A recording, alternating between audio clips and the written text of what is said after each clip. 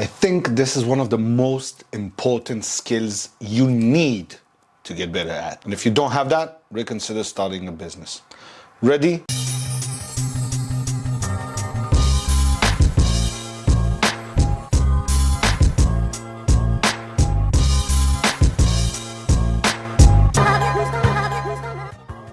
Hello beautiful people, what's up? My name is Nir Zavaro. Welcome back to my channel. Today I want to talk to you about what I think is one of the most important skills you need, you must practice, make sure you get better at on a daily basis. What I'm talking about today is sales. Now I know some of you might say, I don't like sales, I don't like to sell things. We sell something every day, all day. That's how we communicate. We tell someone something and expect them to give us something in return. This is sales. If you want to convince someone to buy your stuff, great. If you want to convince your spouse to take you on a vacation, when a kid says, mommy, daddy, buy me, they sell shit. Now, I know some of you might say sales is a bit of a sleazy word. In fact, it's not. I believe that when you refer to sales as a sleazy thing, you're talking about someone who's trying to push something on you that you don't necessarily want or need. And you know this, sometimes they'll be very nice, a bit sleazy, true, but nice. They will try and convince you to buy something. You get home, you take it out of the bag and you're like, why did I buy this shit? I didn't need it. I understand that's a bad salesman. When I started my career many years ago, I used to sell snowboards. And the idea is that we didn't sell people the things they didn't need. We sold them things that we thought they would be very happy with, based on their level, not necessarily about their price. People used to come in and say, I want that board, but it's not for you, it's not your level.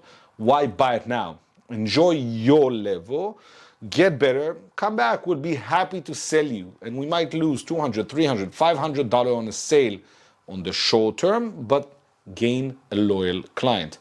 Why is sales so important?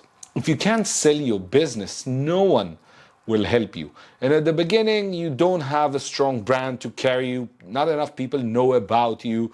You know what? Even when you have referral marketing and people send them over to you, you need to really do what? One thing. Sell them that your service, your product, your ability, you're trustworthy enough for them to sign with you. If you don't have that, you're stuck. What we do is sell. Good salesmanship would be when someone has a problem and I have a solution for them. Sometimes it might be more expensive, and that's where a good sell might come in. I don't want people to buy my stuff because it's the right price. I want them to buy because it's the price I want to charge, because I think that's my value. When I started, I used to do things for 200, 500, 1,000, 10,000, and so on and so forth. Start somewhere. Why am I even talking about all of this, you might ask? Why this week? Why today are we talking about sales? First and foremost, I'm going to talk about sales a lot more.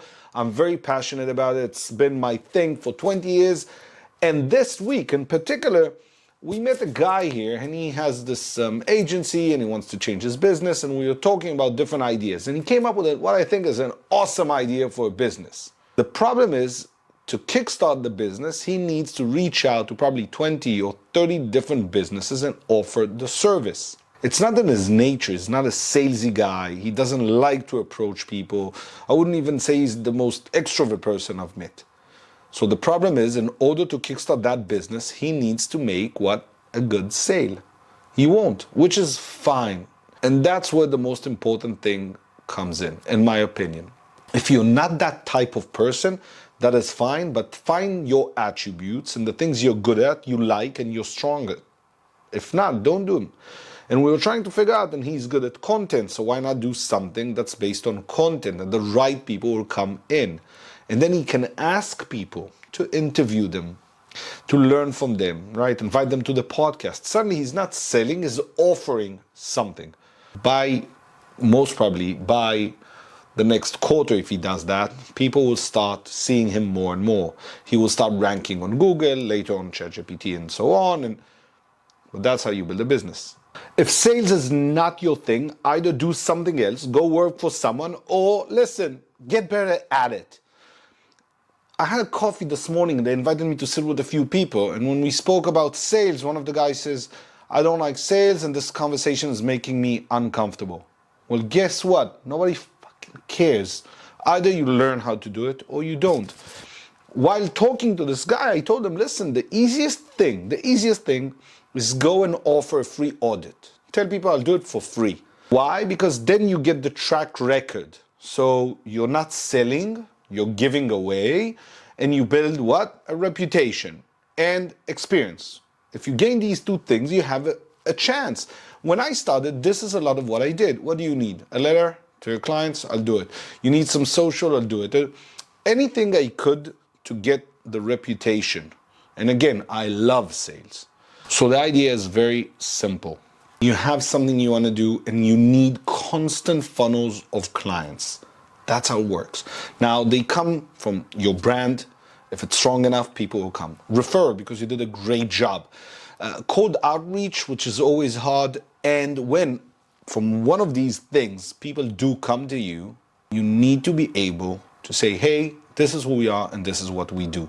Sales, when you pick up the phone, they need to know that they made the right decision. It will go through your website, the way you talk, the way you structure everything. If you want to become better at sales, here's my offer. All you need to do is to identify who you are, what you do, what do you offer, why is this interesting, and write about roughly 400 to 500 words. This is what I call in my book the trailer pitch. If you can do that, everything else will change. I'm working with a client, they're raising a lot of money. And we went from a 25-minute call where they explain everything they do to less than 4 minutes. And guess what?